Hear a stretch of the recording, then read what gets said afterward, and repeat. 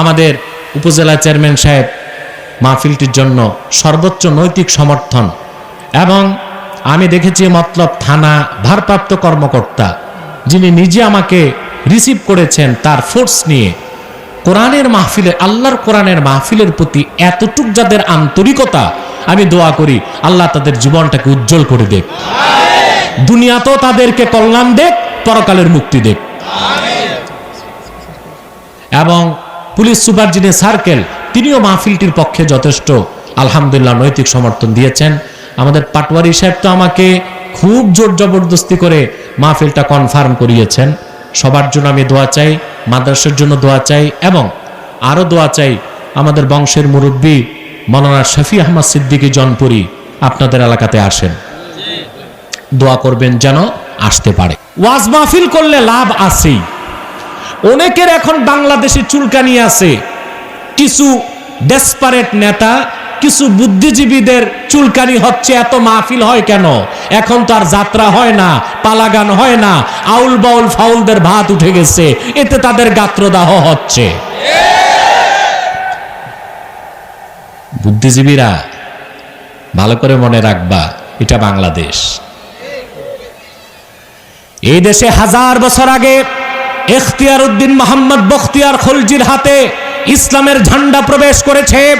তারপর এই দেশে এসেছে শাহজালাল, শাহ ফরহান, শাহ মাকদুম, শাহ কারামত আলী জনপুরীর মতো আল্লাহর ওলিদের খেদমতে বাংলাদেশ অস্তিত্ব লাভ করেছে। যতদিন এই দেশের আকাশে সূর্য উদিত হয়ে পশ্চিমে ডুববে, ততদিন বাংলাদেশে ইসলাম আছে, ছিল, থাকবেই থাকবেই থাকবে ইনশাআল্লাহ।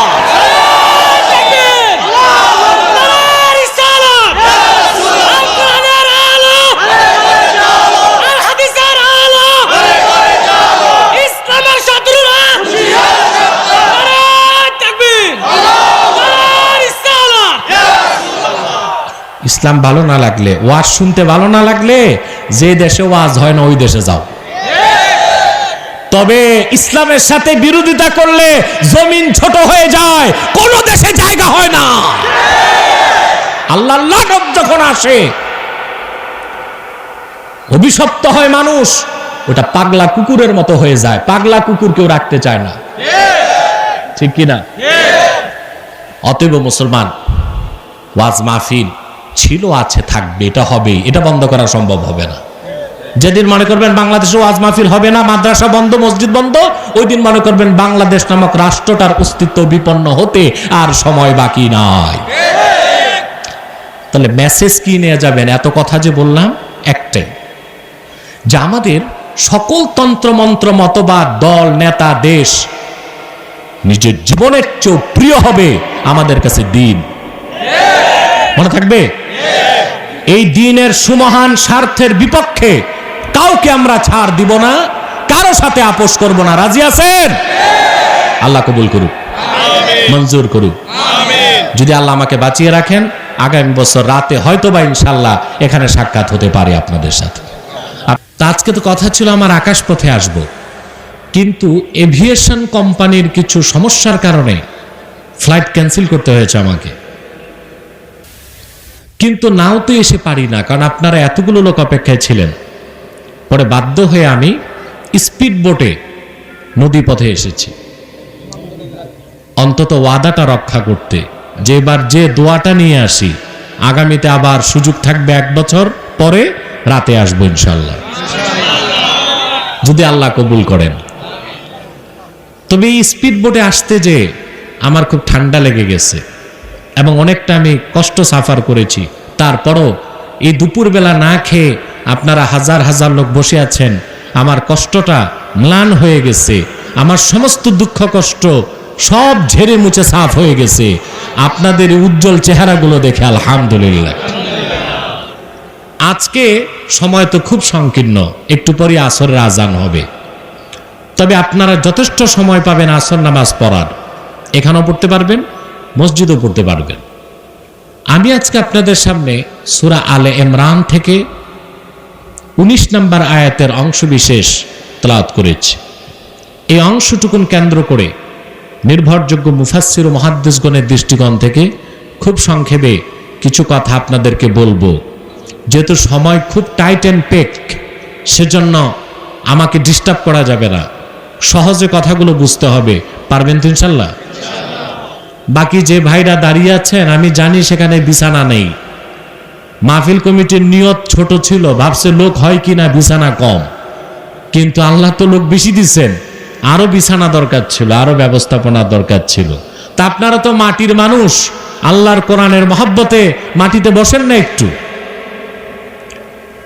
জিন্সের প্যান্ট যারা পরছেন তারা ছাড়া, কেন তারা বসতে পারবে না? কেন আমি বুঝি না, এগুলো কি পাও ঢুকায় সেলাই করছে না সেলাই করে পা ঢুকাইছে? এই প্যান্ট নিয়ে বসতে গেলে তো চিচেন ফাঁক, বাকিরা বসে যান।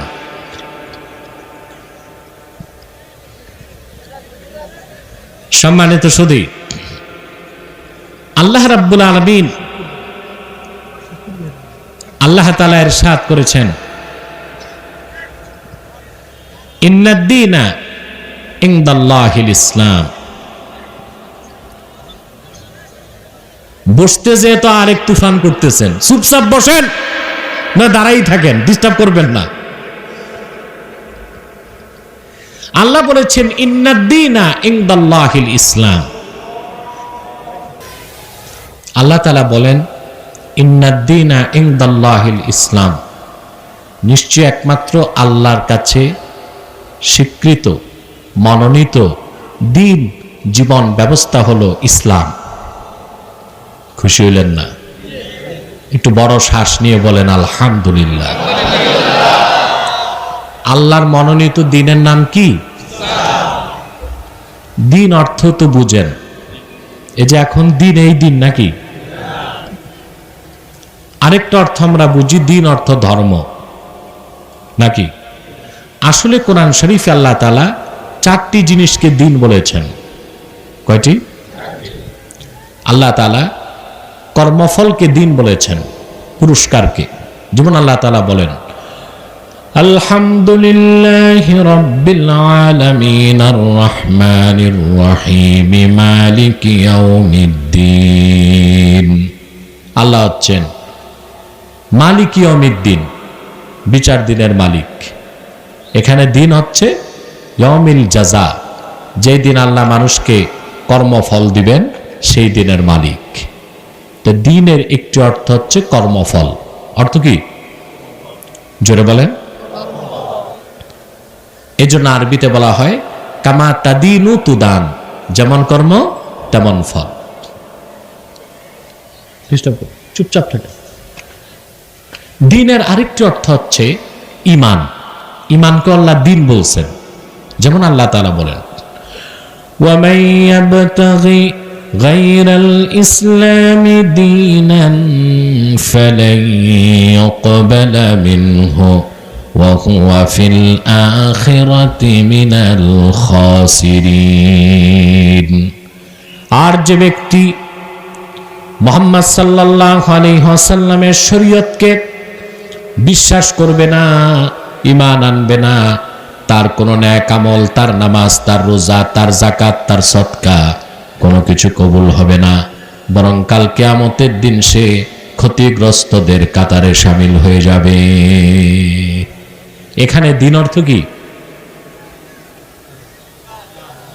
ঈমান। একটু জোরে বলবেন তো ভাই। আপনাদের সাথে আমার কমিউনিকেশন না থাকলে তো বুঝবো না আমি মাহফিলে না কবরস্থানে। একটু জোরে কথা বলবেন। বুঝবো যে মাহফিলে আছি, তবে বুঝবো যে কবরস্থানের মুর্দার সোবত পাইছেন। এখানে দিন অর্থ কি? ঈমান। আগে দিন অর্থ কি? কর্মফল।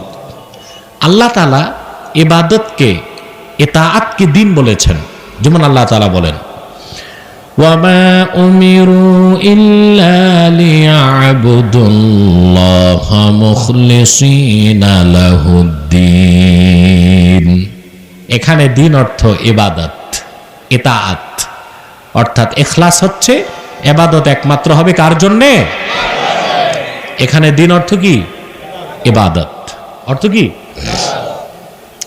কোরআন শরীফের অনুবাদ শাব্দিক করা যাবে না, কারণ আল্লাহ তাআলা একই শব্দের কোরআন শরীফে এক এক জায়গায় এক এক অর্থ নিয়েছেন। শাব্দিক অনুবাদ করতে হবে, কিন্তু সব জায়গায় শাব্দিক অনুবাদ করা যাবে না।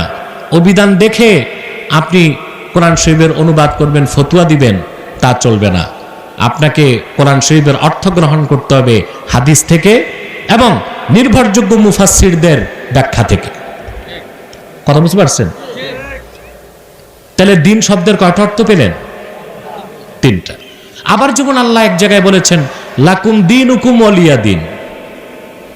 এখানে আমরা দিন অর্থ বুঝি না, আমরা অপব্যাখ্যা করি। আল্লাহ বলছে ধর্ম যার যার, উৎসব সবার, এটা বলছেন নাকি?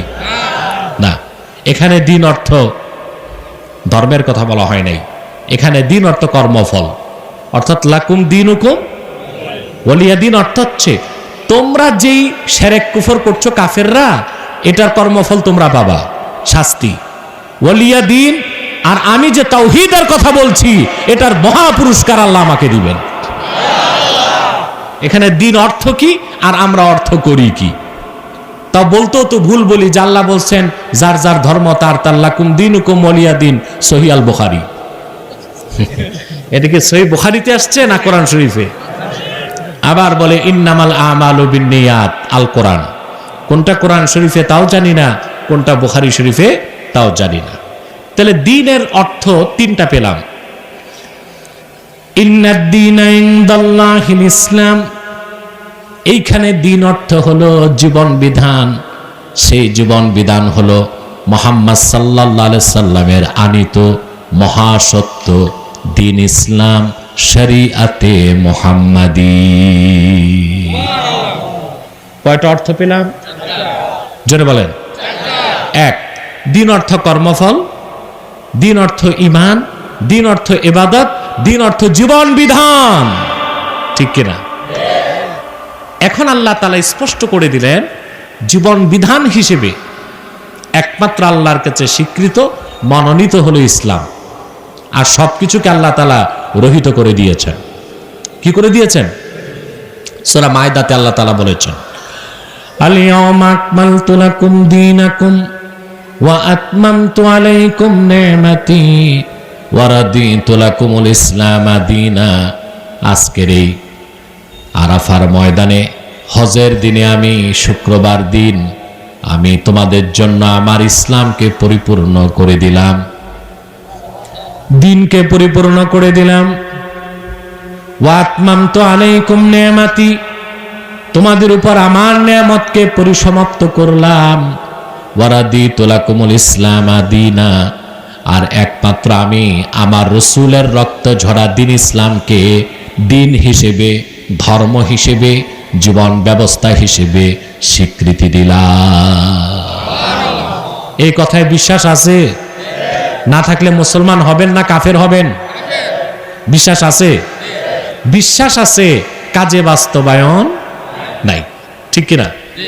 আল্লাহ তাআলার কাছে একমাত্র স্বীকৃত মনোনীত দিনের নাম কি? আর সেই দিন ইসলাম অর্থেই নয় যেটা একটা মাত্র ধর্ম, না। গতানুগতিক ধর্মের মতো ইসলামকে একটা নিছক প্রথা সর্বস্ব ধর্ম চিন্তা করার কোনো সুযোগ নাই। ইসলাম হচ্ছে জীবন বিধান। ইসলাম কি? জীবন বিধান। বলেন সুবহানাল্লাহ। তাহলে দিনের অর্থ এখানে হচ্ছে জীবন বিধান। এই জীবন বিধানটাকে ইসলামকে আল্লাহ পরিপূর্ণ করে দিয়েছেন।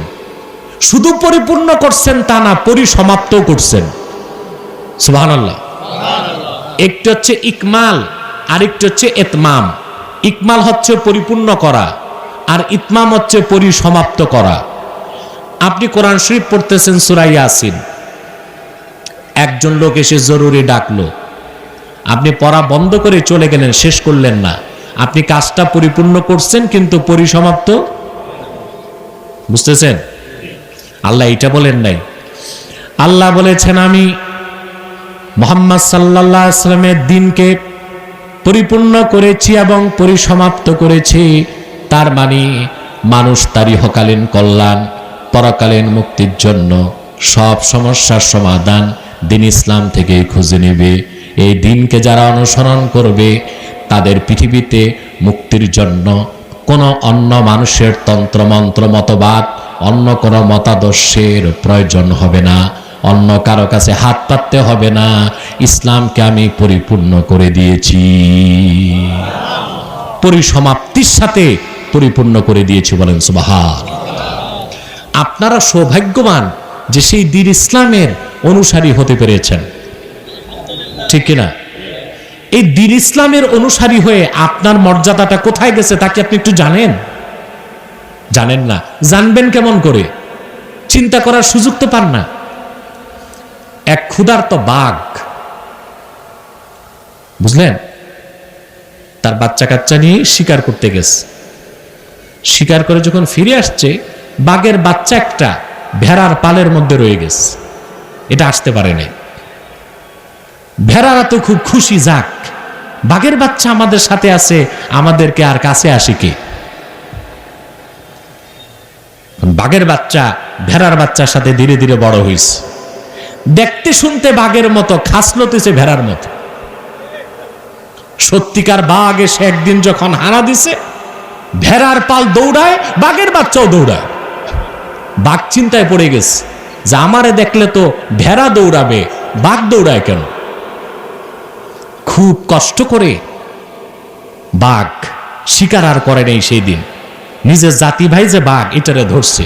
ভাই তুই ভয় পাইস না, তুই তো বাঘ, ওগুলো ভেড়া।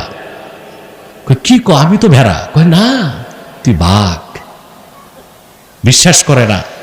পরে খুব কষ্ট করে যুক্তি প্রমাণ দিয়ে বুঝেছে, দেখ আমার যেমন নখর তোর ওই রকম নখর, আমার যেমন লেজ তোর ওই রকম লেজ, আমার চোখ তোর মতো চোখ, আমার দাঁত তোর মতো দাঁত, আমার দোরা কাটা চামড়া তোর ওই রকম করতে। তা আসলেই তো আমি বাঘ, এতদিন তো ভাবছি আমি ভেড়া। আমরা মুসলমানেরা কোরআন সুন্নাহ ইসলামকে বাদ দিয়ে মানবরচিত তন্ত্র মন্ত্র মতবাদকে ধারণ করে পশ্চিমাদের গোলামি করতে করতে আমরা মুসলমান আমাদের আত্মপরিচয় ভুলে গিয়েছি। আমরা পৃথিবীর শ্রেষ্ঠ জাতি। সুবহানাল্লাহ। আল্লাহর হাবিব মুহাম্মদ সাল্লাল্লাহু আলাইহি সাল্লামের দ্বীনকে গ্রহণ করে আমরা উম্মতে মুহাম্মদী হয়েছি। আমাদের দাম কত বেশি! সুবহানাল্লাহ। আপনি চিন্তা করতে পারবেন না, চিন্তা করতে পারবেন না। পূর্বের নবীরা আল্লাহর কাছে দোয়া করতেন, আল্লাহ আমারে মুহাম্মদ সাল্লাল্লাহু আলাইহি ওয়াসাল্লামের উম্মত বানায় দাও। মুসা আলাইহিস সালাম এই দোয়া করছেন 8 বার। কয়বার? 8 বার দোয়া করছেন, আল্লাহ উম্মতে মুহাম্মদী আমাকে দিয়ে দাও। আল্লাহ বলেছেন, মুসা এই দোয়া তো কবুল হবে না, উম্মতে মুহাম্মদী তো আমার আখির নবী মুহাম্মদ সাল্লাল্লাহু আলাইহি ওয়াসাল্লামের উম্মত, তুমি কেমন করে চাও? 8 বার তার দোয়া যখন ক্যান্সেল, 9ম বার তিনি হাত তুলছেন। হাত্তা তামান্না মুসা আইয়াকুনা মিন উম্মতি মুহাম্মদ সাল্লাল্লাহু আলাইহি ওয়াসাল্লাম। মুসা নবী হাত তুলে বললেন, আল্লাহ তাহলে আর উম্মত চাই না, আমি মুসাকে তুমি মুহাম্মদ সাল্লাল্লাহু আলাইহি ওয়াসাল্লামের উম্মত বানায় দাও। আল্লাহ বললেন, মুসা অনেক দেরি হয়ে গেছে, 8 বার উম্মত না চেয়ে যদি তুমি উম্মত হতে চাইতা, আমি তুমি মুসাকেও আমার হাবিবের উম্মত বানায় দিতাম। দরখাস্ত করেও মুসা নবী উম্মত হইতে পারেন নাই। ঈসা নবী এটা ভালো করে জানতেন। আল হাবিলিল ফাতাবাতে ইমাম সুয়ুতি লিখেছেন, ঈসা আলাইহিস সালাম সবসময় দোয়া করতেন, আল্লাহুম্মা জাআলনি মিন উম্মতি মুহাম্মদ, আল্লাহ তুমি আমারে মুহাম্মদ সাল্লাল্লাহু আলাইহি ওয়াসাল্লামের উম্মত বানায় দাও। আল্লাহ তার দোয়া কবুল করছেন। ইহুদিরা যখন তাকে মারতে গেল, ঈসা নবীকে মারতে যে গেছে তাও কিভাবে? ঈসা নবীর খাস অনুসারী ছিল 12 জন। কয়জন? এর একজনের নাম ছিল সেন্ট পৌল। সে মাত্র 22 পয়সা ইহুদিদের কাছ থেকে পেয়ে দেখায় দিছে যে ঈসা ওই ঘরে আছে। ইহুদিরা যে ঈসাকে ঘেরাও করছে, কিন্তু হত্যার আগে ঈসা নবীকে আল্লাহ আকাশে উঠায় নিছেন। আর ঈসার মতো সাদৃশ্য দিলেন একজনকে, তাকে ইহুদিরা হত্যা করে কই ঈসা শেষ। আল্লাহ কয় না, যেটা মারছে এটা ঈসা না, এটা মিসা। ঈসা কই? ঈসা কোথায়? কিয়ামতের আগে দাজ্জালকে হত্যা করার জন্য দামেস্কের জামে মসজিদের ছাদে আল্লাহ তাকে নামাবেন। শারহুল ফিকহিল আকবর, দারুন নাফায়েস, লেবানন বৈরুতের ছাপ, 229 পৃষ্ঠায় কথাগুলো আছে। ইমাম মাহদি থাকবেন দামেস্কের জামে মসজিদের ভিতরে, দাজ্জাল বেরিয়ে যাবে, মানুষগুলো অবরুদ্ধ হয়ে যাবে। দাজ্জাল শুধু জাজিরাতুল আরবে ঢুকতে পারবে না, এছাড়া আরবের অন্যান্য দেশে ঢুকতে পারবে। কথা বুঝতেছেন? ইমাম মাহদি অবরুদ্ধ। শুক্রবারের দিন থাকবে, জুমার দিন, আসর নামাজ আজান হয়ে যাবে, একামত হয়ে যাবে। ইমাম মাহদি বলবেন জামাত শুরু করা যাবে না, ঈসা আলাইহিস সালাম আকাশ থেকে নেমেছেন, উনি আসলে জামাত হবে। হযরত ঈসা যখন দামেস্কের জামে মসজিদে ঢুকবেন, ফায়ুশিরুল মাহদি ইলা ঈসা ইবনে মারইয়াম বিত্তাকাদ্দুম, ইমাম মাহদি ঈসা রুহুল্লাহকে ইশারা করে বলবেন আপনি নামাজ পড়ান, ইমামতি করেন। ঈসা আলাইহিস সালাম বলবেন না, আমি নামাজ পড়াবো না, আমি নবী হিসেবে আসি নাই, উম্মতে মুহাম্মদী হিসেবে এসেছি। তিনি নামাজ পড়বেন না, মাহদির পিছনে নামাজ পড়বেন, কারণ মাহদিও উম্মত, তিনিও উম্মত, কিন্তু ইমামতির দায়িত্ব থাকবে মাহদির হাতে। তিনি কেন ইমামতি করবেন না? মোল্লা আলী কারি তার ব্যাখ্যা করেছেন, ফায়াক্তাদি বিহি লিয়াজহারা মুতাবিআতা নাবিয়িনা মুহাম্মদ সাল্লাল্লাহু আলাইহি ওয়াসাল্লাম। ঈসা মাহদির পিছে নামাজ পড়ে এই কথার প্রমাণ দিবে আমি ঈসা নবী হিসেবে আসি নাই, উম্মতে মুহাম্মদী হিসেবে এসেছি। সেজন্য বিদায় বেলা যে মেসেজ দিয়ে তোমাদের বিদায় দিব, মেসেজ একটা নিবেন না? কথা বলেন। আপনারা তো বাংলাদেশে সারা রাত ওয়াজ শুনেন, কি যে শুনেন তা তো বুঝেন না, কোনো বার্তা কোনো মেসেজ নিয়ে তো বাড়ি যান না। বক্তা ওয়াজ করতেছে একের পর এক, আপনারা শুনতেছেন, মজা লাগতেছে, বাড়ি যেয়ে বললেন এই বক্তার গলা দারুণ।